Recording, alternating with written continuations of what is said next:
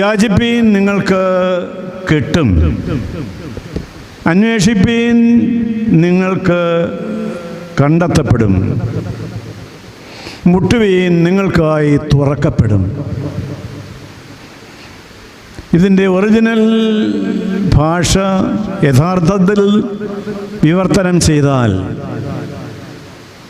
യാചിപ്പീൻ എന്നുള്ളതിന് പകരം യാചിച്ചു കൊണ്ടിരിപ്പീൻ നിങ്ങൾക്ക് കിട്ടും, അന്വേഷിച്ചു കൊണ്ടിരിപ്പീൻ നിങ്ങൾക്ക് ലഭിക്കും, മുട്ടിക്കൊണ്ടിരിപ്പീൻ നിങ്ങൾക്ക് തുറന്നു കിട്ടും.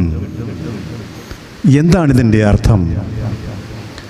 A prayer without ceasing, a prayer without stop.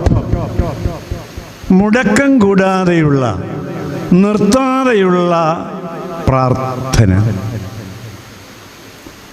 ഇതാരെ കൊണ്ട് സാധിക്കും?